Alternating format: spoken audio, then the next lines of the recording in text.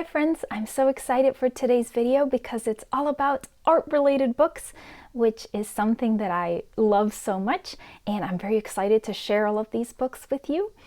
You do not need to be an artist to enjoy these books. If you appreciate art, or if you like hearing other people talk about their art or their creative process or their thoughts on art, there should be some books in here for you. And these do lean mostly into the visual arts because that's my personal bias, but there's actually a good variety in here. I have themes related to painters and painting, museums and ceramics, beauty and makeup, but also music, writing, and food. So a little bit of everything, I think. And then for genres, I have lots of nonfiction, memoirs, some classics, historical fiction, literary fiction, and also some YA. I also came up with like labels for the kind of person that each book would be fitting for, which is kind of cheesy, but I thought it was kind of fun. And then the reason that I'm making this video right now is because next month there's going to be an art-related readathon called Framed in September. I'm not a host or anything, but I'm participating and I'm just excited about it and want to tell people about it in case you want to join. But obviously you can and should read art-related books at any point during the year. So I will list all of the hosts and their announcement videos in the description in case you want to find out more about it. So whether you're an artist yourself or just an art appreciator, an art lover, I hope that you'll find some interesting books in this bunch. And the last thing I'll say is that these are all books that I have read and have loved. So they're all favorites. And so they come very highly recommended by me. And yes, so let's get right into the books. So I'm going to start with nonfiction. I have 6 nonfiction books to talk to you about. So the first book is for the art lovers, or pretty much anyone. I think this book is great for anybody. And it is Ways of Seeing by John Berger, which I read for the first time earlier this year and I've talked about before on my channel. And it's just a book that kind of really blew my mind. And so it's one that I think it's just really good for anybody. So this is an essay collection on art criticism, and specifically related to the visual arts. But I think that this is just really relevant for pretty much anybody because it's about questioning your assumptions about art, and specifically Western art. So this book is split into 4 essays that explore themes like the male gaze, before that term was even coined, because this is from the very early 70s. So it explores portrayals of women in classic art, and also power dynamics at play in classic art because of who it was that had the means to commission artwork and for what purpose. And because of that, how there are so many enduring assumptions and attitudes towards classic art that uphold a lot of those very outdated power structures, and how that has permeated into our modern marketing and media. And so I just think it's important to not be an uninformed participant in the kinds of assumptions that this book points out. Yeah, so I just highly recommend it. You know, the formatting is a bit utilitarian and, you know, but it's very legible and it does have images, but you don't even need to read the book necessarily if you don't want to, because this was made into a 4-episode BBC series and you can find all of the episodes on YouTube. So I'm going to list all of them in case you want to check them out. I highly recommend the show. So yes, so whether you want to read it or you want to watch it, highly recommend Ways of Seeing by John Berger. The next book is for all the creative souls out there, and this one is Big Magic by Elizabeth Gilbert, and the subtitle is Creative Living Beyond Fear, which I think is very indicative of what the book is about. It's in the self-help realm, which I don't read a lot of at all usually, but I picked this book up when I was really needing encouragement. I was having a lot of self-doubt, and wanting to embrace some more creativity in my life, and that's exactly what this book is for. So this book is very widely applicable to any kind of creativity that you lean towards. It's really about her ideas for how to live a more creative life that is driven more strongly by curiosity than fear. And so as someone who has struggled with insecurity quite a bit at times, this was very uplifting to me. And so I just really enjoyed a lot of her philosophies and attitudes towards creativity and art practice. It's definitely more kind of philosophical than practical and leans more towards encouragement and motivation. This is not going to have like lists of to-do things or activities or anything like that. And this book also is not going to teach you how to make a career out of your art. It does address that, and I really like her attitudes towards that. It does have some very pragmatic advice on how to work on that goal, but getting you there is not at all the goal of this book. And Elizabeth Gilbert is a writer, and so she relates the things that she is talking about to her writing, but I mean, I was thinking of my drawing and painting as I was reading this, so it's easy to relate it to whatever you lean towards with your creativity. But it's also really fun because she mentions different authors in the book. So for example, she mentions Harper Lee, Joan Didion, and Ann Patchett because she's actually really good friends with Ann Patchett. So as a reader, it was fun to hear about authors in this book as well. And if you don't recognize the name, Elizabeth Gilbert is the writer of Eat, Pray, Love. And she does talk in this book about how difficult it was to move on and keep writing after the massive success that she had very unexpectedly with that book. And I just really appreciate her take on a lot of things. It's just very encouraging, you know, because she sounds very down to earth. And she talks about how not everything you make is going to be the best thing you've ever made. And so it's important to not have that expectation for everything, but just to keep making because you are driven to do it, whether it is a massive success or not. I don't know, things like that. I just really enjoyed that. I read it at a point where I just was really needing that kind of inspiration, and it hit so many right notes for me.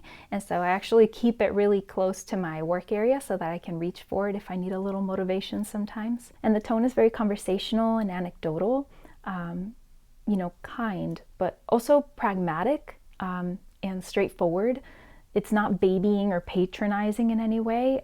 So I really enjoyed that. So yeah, I think that if you are someone who is wanting to make creativity a greater part of your life, but you are feeling some fear or insecurity, this might be really helpful in getting through that. The next book is for the painters, and this one is Color and Light by James Gurney. This one's literally for painters. It's the only practical book in the bunch, I promise. It's just a personal favorite, and I just really want to recommend it to anybody who's interested in learning realism or how to paint, imagine things realistically. This is such a great book. The author, James Gurney, is the creator of Dinotopia, so you might know him from that. He's also on YouTube. He has so many great YouTube tutorials. So whether you're a traditional or digital painter, this is super helpful, especially traditional because it does have information on color and pigment properties, color palettes and color mixing and things like that. But there's so much more than just that in here. So I think it's very widely applicable. Because if you use dry mediums like colored pencils or pastels, this is definitely still very helpful for you as well. So if you're self-teaching, or honestly, even if you've been to art school, because I went to art school and I learned things from this book that I was not taught in my studio classes. So, but if you're interested in realism or faking realism, really understanding color and light is like the most vital thing in order to create that sense of a convincing image. And even if you're trying to break the rules, you want to be able to do it in a way where it's convincing, right? Because that's like the mark of mastery, is things not looking like they were a mistake. So I'm going to include a flip through so that you can see what's in here, because I really feel like the book kind of really speaks for itself. And I just want you guys to see what's in here to see if you are interested in it. But the book is split into 10 chapters that discuss the many different properties of light, natural and artificial, and different ways of lighting a subject and things like that, with really great examples. and also information on paint properties and pigments, color palette, things like that. And it's just a really invaluable resource. It's the kind of book that teaches you college level information, except it's even more than that because, like I mentioned, I learned things from this that I did not learn in school. So yes, highly, highly recommend. The next one is for all the music lovers out there. So if you enjoy music, you might find this interesting. It is This Is What It Sounds Like by Susan Rogers and Ogas. And I really enjoyed this when I read it. I think, like a lot of readers, I found the original subtitle a bit misleading. It used to be What the Music You Love Says About You, which is not very accurate. And then this new one is a legendary producer turned neuroscientist on finding yourself through music. And the first half is accurate, but it just seems like they want to market it as being more like psychologically enlightening than it is really. What it does is actually teach you about your taste in music. And the way that it does it is that it gives you these specific parameters or dimensions that inform your taste in music so that you can put together your own listener profile, is what they call it. So you kind of end up deconstructing or reverse engineering your taste in music by testing these parameters that they teach you about, so that you end up understanding what it is that you enjoy most in music. So you get to know like your music sweet spots so that you are better able to go out and maybe find new music that you're going to enjoy. And you just come away understanding why it is that you like the things that you like, which is just fun and interesting. And so Susan Rogers was a very successful music producer for many years. And so she talks in the book about her experiences working with Prince and also with the Bare Naked Ladies. So there's a bit of memoir in there as well. And then she became a professor of cognitive neuroscience. And so her knowledge in that field is also definitely in here, as the new subtitle suggests.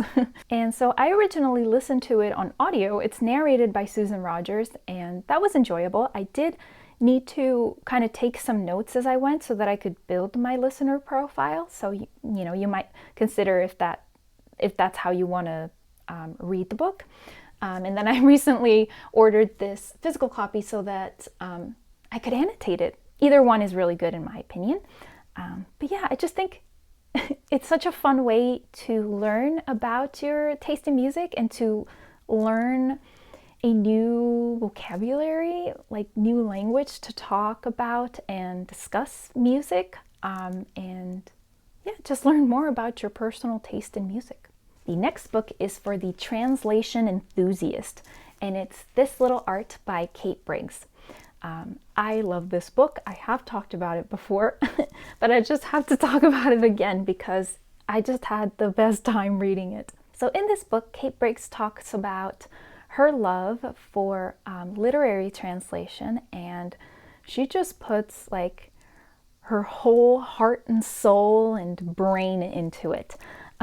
She wrote it in a way where she just lets you so deeply into her brain, and it's so fascinating. So she weaves her own thoughts and emotions and experiences with those of other translators and the authors that they translated for in the past. And it was just so entertaining. I learned so much. So this very much combines essays, literary criticism, nonfiction, and memoir into one very enjoyable book. And I think she really proves that there really is an art, a craft to translating. But I also feel like this book itself, what she created, is so inventive and creative. There is an art to it as well in itself. The next book is for all the beauty lovers, and it is Face Paint by Lisa Eldridge. And this book is so gorgeous. Lisa Eldridge is a professional makeup artist. She has a YouTube channel, which I love, highly recommend. But she also has her own makeup brand, and she has done a lot of professional makeup for runways and also for editorial photo shoots. And she also works with celebrities very often, but she is obsessed with beauty and makeup and the history of makeup, and she also collects vintage makeup and compacts and things like that. She also has really cool videos on the history of makeup on her channel, which are very worth looking into as well. And so this book was a passion project for her, and it's partly a history overview. It is not a comprehensive history. I think that's why she called it The Story of Makeup. But as a starting point and just as a book full of really gorgeous images, I really think that you can't go wrong with this. So the book is split into two sections. The first section is the Ancient Palette, which is divided into 3 chapters, and each one focuses on the colors red, white, and black, and each chapter mentions historical uses of makeup in that color. So for example, for red, she talks about different cultural connotations for the color red and how it was used in makeup in different countries over time and what pigments and formulations were typically used. And one thing that I love is that she uses historical paintings and modern editorial photography as references. So that really adds to like the art element in this. And each chapter in both sections features makeup muses. So it's iconic women who've influenced pop culture and beauty standards, and just gives a short bio for each. And section 2 is the business of beauty, and it's split into 4 chapters. So these chapters focus on beauty and makeup featured in media from the earliest forms of print to theater and film, and the origins and evolution of the makeup industry and creation of compact makeup, and the origins of legendary makeup brands and beauty companies, and innovative formulations and ingredients that point to the future of makeup formulas. And I just feel like this book is such a work of art in itself. So much artistry and creativity went into it, and it features so many forms of art. You know, you've got prints and photography and editorial makeup, beautiful compacts and artifacts and things like that. So yeah, I just really feel like if you're a beauty lover, this is such a great book. So now I'm going to move on to memoirs, and I have 3 to talk to you about. The first one is for the art enthusiasts, and it is Thunderclap by Laura Cumming, which I feel like is getting so much attention right now because it was nominated for the Women's Prize for Nonfiction. I'm so glad they added that category. But yeah, I'm so happy about that because I just enjoyed this book so much, and I'm glad it's getting lots of attention. So this is a memoir, but it also incorporates art criticism and nonfiction into it. So the subtitle for this is A Memoir of Art and Life and Sudden Death. And that comes from the fact that she kind of weaves together the stories of a lesser-known Dutch artist named Fabricius and the story of her father, because they both had very sudden and tragic deaths. And the title Thunderclap comes from a historic explosion that happened in 1654 in Delft, when a store of gunpowder that was stored under the city streets blew up, which made many of the buildings come down. And so it was people that were inside the buildings that were killed in the accident. And Fabricius was in his home studio when this happened, and that is what caused his death. And so we get to learn a lot about Fabricius and his life. But my favorite thing personally about this book is really the way that the author talks about art. She really has a way that I love so much of making you understand how much art is really for everyone and how your personal experience and interpretation is what should matter to you. And that's exactly how she approaches art. Because I feel like very often art critics will talk about art like they're the only ones entitled to be able to interpret art and tell you how to think and feel about art, which I think is it's just BS. And she also talks about how meaningful art is to her because her own father was a painter and he loved Dutch art, even though his own art style and subject matter was entirely different from the Dutch art that he loved. And I just love that. You know, even if you make art in a certain style, there's no reason why you wouldn't appreciate other styles as well. I just love that more is more kind of attitude. And she also talks about her love of museums and how she ended up forming this very strong relationship with a particular painting that she would go look at, and over time her relationship with it grew over time. You know, really pushing that idea of how much your personal experience with art is so meaningful, and you really should like foster and cherish that. There's just no wrong way to interpret art. But that painting that she ended up getting really interested in ends up being one by Fabricius. And so through that, she talks about his life and things that she learned about him. And she also talks about her own upbringing with her parents, who were very encouraging of artistic pursuits and things like that. But her father died when she was very young.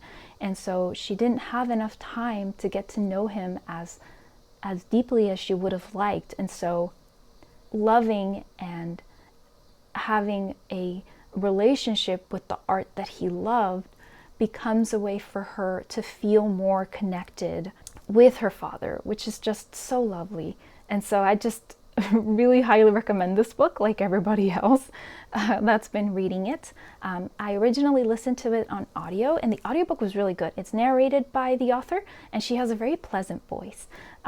But it doesn't come with any supplementary materials, and the book does have some images. Some of them are better than others. Some of them are pretty small.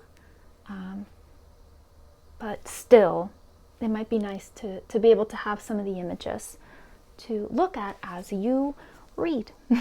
I love memoirs where authors talk about their very personal relationships with art or artists, and that is very relevant for the next book I'm going to talk about as well.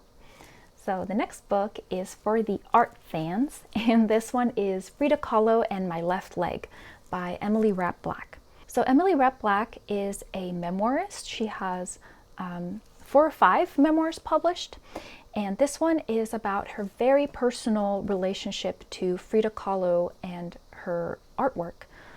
It also talks about her personal experiences as a disabled woman. She had her leg amputated when she was a child, and the complex emotions related to losing her first child, who was born with a terminal illness, and later having another child, and also her experiences as a pregnant disabled woman. And the author very much recognizes that she has a very biased view of Frida Kahlo. She projects a lot onto her, and she knows that. But her point isn't necessarily to convince anybody else that she has, like, you know, a true view of Frida or anything like that. It very much communicates a lot about the author herself. And I just found her profound connection to Frida Kahlo and her idea of Frida Kahlo and what she represents for her really fascinating. And so I want to read a quick quote from the prologue, I really like what she said. Frida's journal was published in translation in 1995. I was 21 years old, and when I read this message, I wanted that girl to be me, and for that magical friendship to be mine, and Frida's, one in which I could share all the secrets of my body that I believed nobody else would understand or want to know. Someone I could talk to without shame or embarrassment.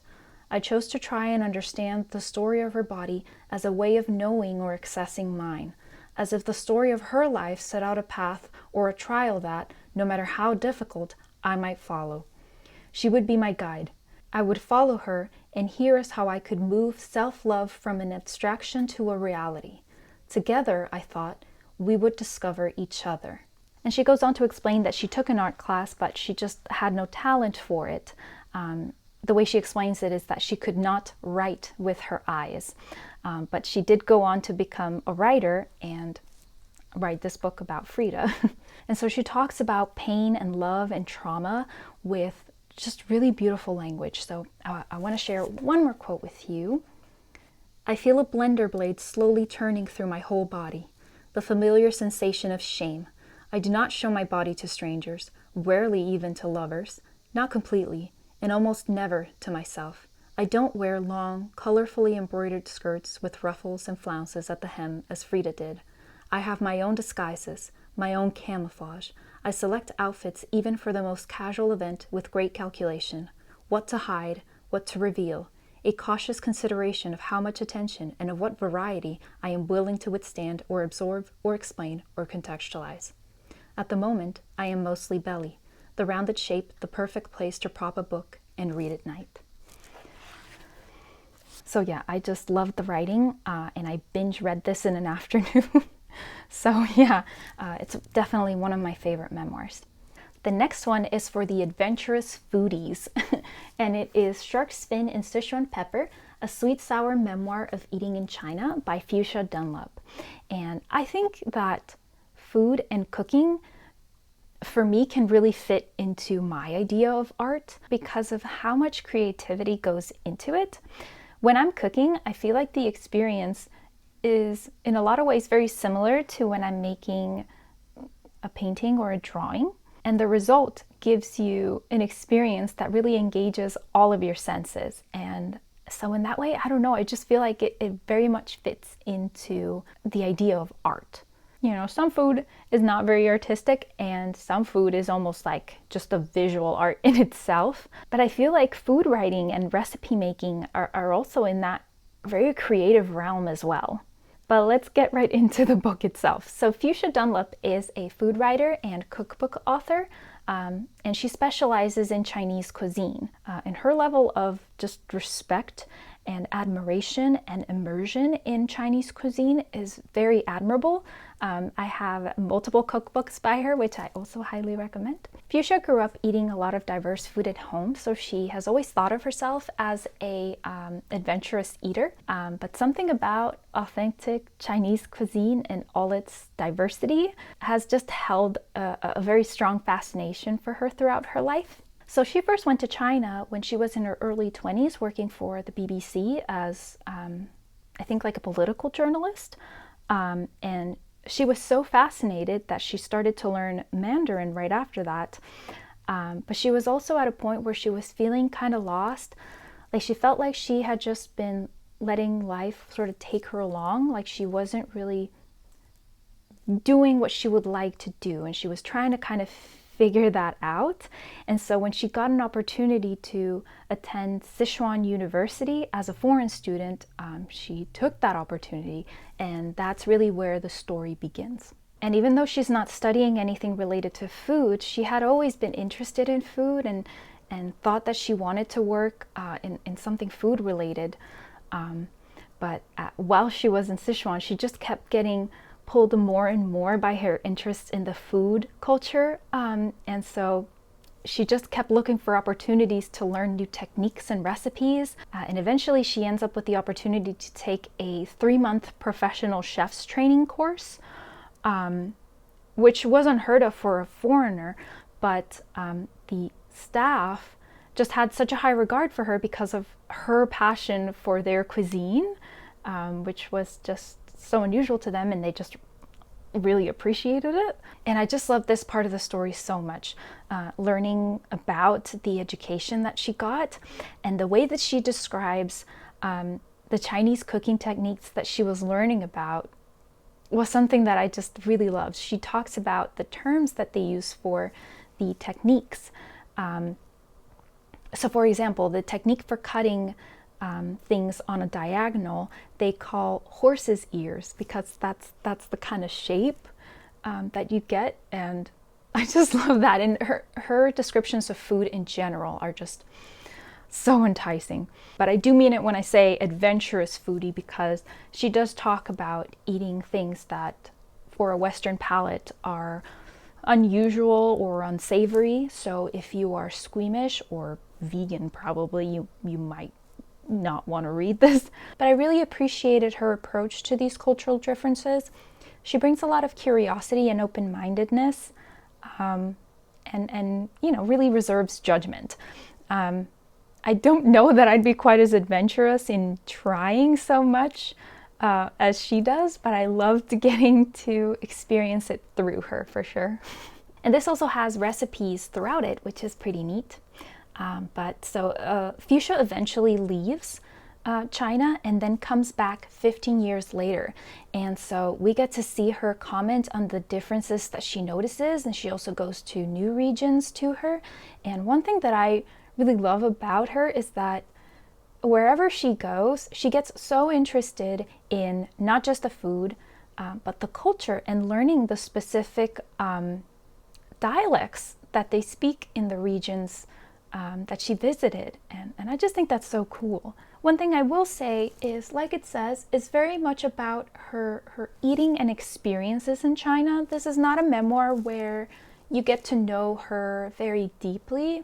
I get the feeling that Fuchsia Dunlop is a pretty private person, and so you don't get to see, a picture of her personal development or anything like that. It is very much about the food and her experiences related to the food for the most part.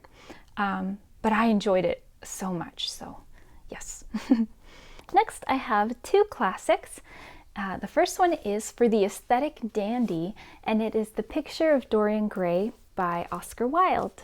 So this is a Gothic novel about a beautiful young man named Dorian, and his friend Basil, who is a painter and is infatuated with him, paints a portrait of him that really captures him at the peak of his youth and beauty. And Dorian decides that he wants to become a libertine and live entirely for pleasure. But he starts to fear that his beauty is going to fade. So he makes a deal with the devil to sell his soul in order to remain young and beautiful forever. And I have a quote I want to share from the preface because it's very much art related. All art is at once surface and symbol.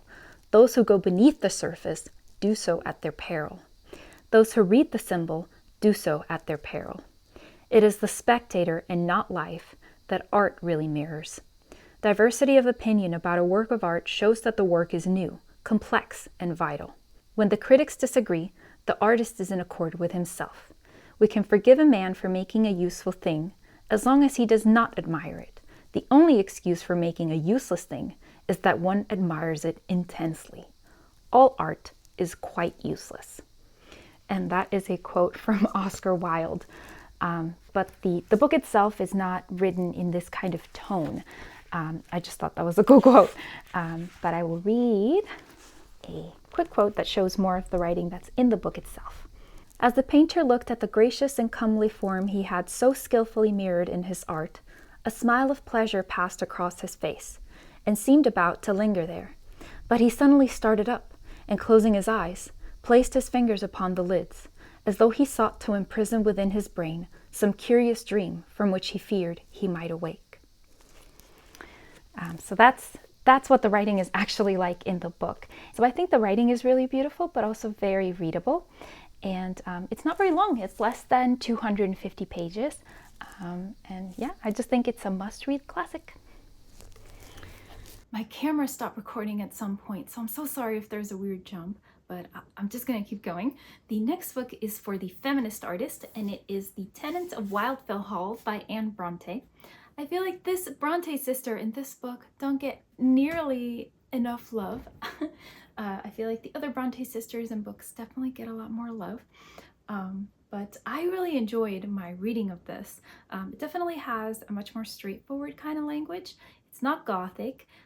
It's very much set in realism. It definitely has a message to share, but I really enjoyed the proto-feminist themes in this. Even though it was very shocking for its time, the message is definitely tied a lot into morality rather than necessarily true equality, and that's why I do think that it is very much proto-feminist rather than full-on feminist, but I still really appreciated the ways in which it was pretty progressive for its time, and I also hated all of the men in this book, even the one that I think you're supposed to like. So this is told from the point of view of a young bachelor named Gilbert Markham, and he tells his story through letters of how a young widow came to stay in a nearby house called Wildfell Hall with her son And she's very mysterious, makes herself very secluded to the point of rudeness, and it makes, it just really piques his interest in her. And we do eventually get to know her secrets through her own diary entries. And so the art connection in this is that Helen is a professional artist. She sells her paintings and drawings for an income. She actually, at a point, says how she really cannot afford to just draw and paint for pleasure. And at this time, there were almost no opportunities for women to make money, especially genteel ones. It just wasn't a respectable thing to do, to make money. And so I think it's just so cool that she chose to use her talent in order to make money. I just think that's a really cool detail. It's really meaningful. It's tied to her past, but it's also part of her personality, part of her character. And I have a quote I want to share that is related to her work. She's talking about a portrait that she made in the past. And she says, "How widely different had been my feelings in painting that portrait to what they now were in looking upon it. How I had studied and toiled to produce something, as I thought, worthy of the original. What mingled pleasure and satisfaction I had had in the result of my labors. Pleasure for the likeness I had caught, the satisfaction because I had not made it handsome enough. Now I see no beauty in it, nothing pleasing in any part of its expression."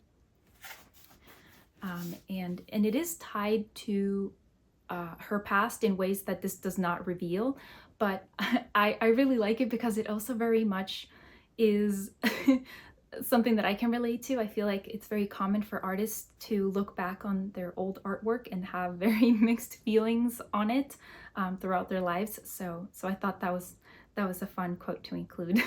So yeah, I personally really enjoyed the reading experience. I think it's a really cool proto-feminist classic. And I just also love the fact that she is a professional artist in the story. So yeah. And I'm going to move on to literary fiction. I have 2 books to talk to you about. The first one is For the Hungry Artist, and it is Woman Eating by Claire Coda. I've definitely talked about this one before. I just love it. So this follows Lydia, a young mixed-race vampire, as she has just graduated from art school and she's going to start an internship at a gallery in London. She's had a very fraught relationship with her mother, and she has recently acquired more independence from her, and it's something that's exciting but also really frightening. She's very scared of her own hunger and her own power. She just really wishes that she could fit in, but she really just wants to find confidence within herself and a sense of direction in her life. She was turned into a vampire when she was very young, and so she'll fantasize about food, in particular Japanese food, because it's a connection to her Japanese father, and I don't think she really got to know him, and so she'll put on what I eat in a day videos in order to live vicariously through other people, so get that experience of food and the pleasure of it. So it's her coming of age story of growing into herself as an independent woman, vampire, and as an artist as well. And it's very character driven and introspective, which I just personally love all those things. And the next one is going to be For the Contemplative Creative, and it is Cold Enough for Snow by Jessica Au. This one's also a short novella. So this follows a mother and a daughter as they are traveling in Japan, and it's kind of a way for them to try to improve their relationship, and we follow it through the point of view of the daughter. And so we see them go to galleries and eat yummy food, just touristy things in Japan. But this is also definitely very character driven, and so we get to see the daughter's reflections and ruminations on memory, family, art, and communication. There's a lot of her desire to connect with her mother and have her get to know her and get to know her mother herself, and about how much of a struggle that can be, how difficult it can be, and how much communication can fail. It's very psychological and emotional, and it also incorporates her thoughts on art.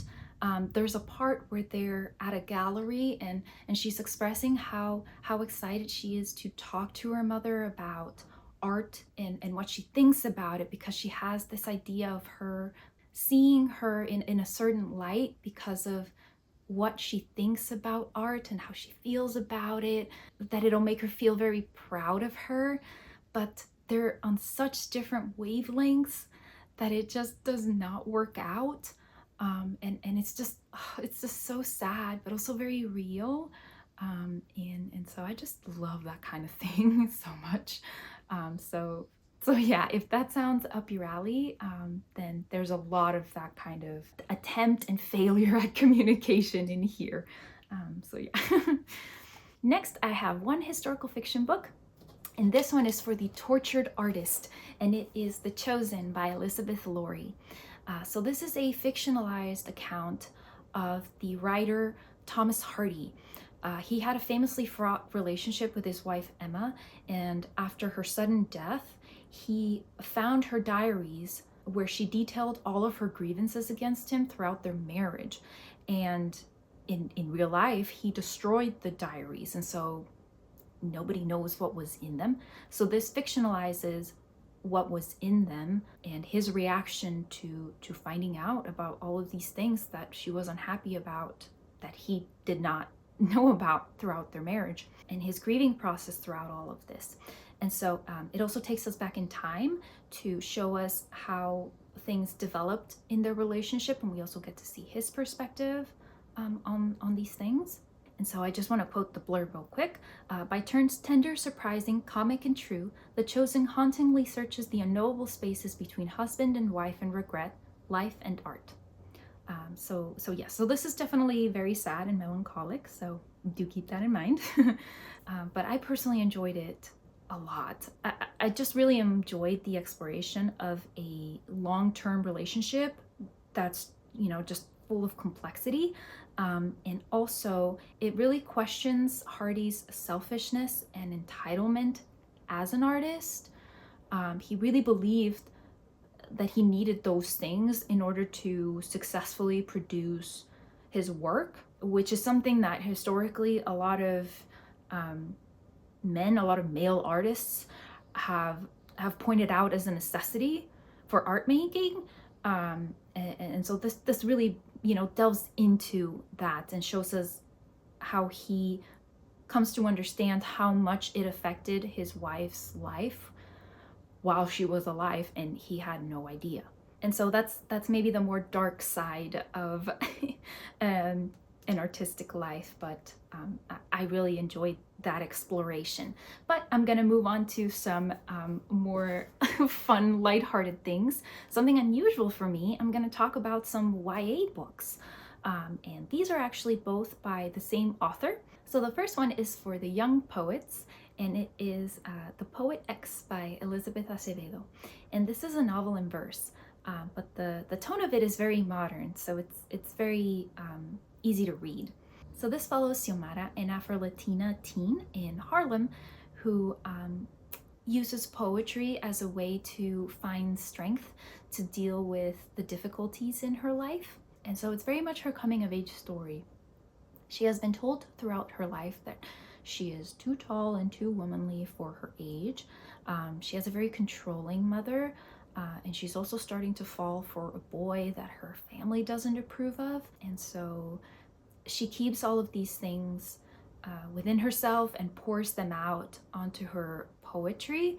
And when she's invited to join her art school's slam poetry club, she just has to decide what she really cares about and what she's willing to do for the things that matter most to her in her life. And I just thought it was such a great story. It was really well written. The audiobook is narrated by Elizabeth Acevedo, and she's a slam poet herself, so she does an amazing job reading it. This was also her debut, which is kind of crazy. But yes, so I highly recommend that. And the next one is for all the aspiring cooks, and it is With the Fire on High by Elizabeth Acevedo. This one is not in verse, it's just prose, but I love this book. I have a very a personal experience with it because I was reading it while I was traveling, and that's always very fun. But I was also in a period of my life where I was learning a lot of cooking techniques and learning a lot of new recipes. And so this hit the spot so much for me at that time. And so I think it's a great book if you are also learning to cook or love to cook, or if you just love homemade food. I think that you would find this very enjoyable. So this follows Imani, a teen mom in her senior year in high school, and she lives with her grandmother who is getting up in years. And so she really feels the weight of her responsibility to care for her daughter and for her grandmother. And she takes that very seriously. But at the same time, she's also really passionate about food and cooking, and she would love to be a professional cook one day, but it feels very much like an impossible dream because she doesn't have enough time for her school's culinary arts class, and she doesn't have enough money for her class's trip to Spain either. And so this is the story of her trying to find balance between her responsibilities and her dreams. But yes, this was just so enjoyable, and the food descriptions in it are amazing. I hope you found something in this list that interested you. As I was putting it together, I just kept feeling like, oh my gosh, I want to reread all of these. Because they really are just favorites of mine. I also have just very recently realized how much I love these kinds of art-related books, and I just want to read more of them. And so if you enjoyed the premise of this book, if you like the recommendations, I am planning on making another video where I talk about lots of other books that I would like to read that I have not read yet, but are in this kind of art-related book realm. So if you're interested in that, you might want to subscribe so you don't miss that video. It should be either the next video or the video after the next one. So really, really soon. But anyway, thank you so much for watching. I hope you enjoyed the video. And if you have any suggestions for me, any books that you think would fall under this realm of art related, please let me know because I'm always looking for more to read. And yes, so that's it. Thank you so much for watching, and I'll see you next time. Bye. Somebody wants to help out.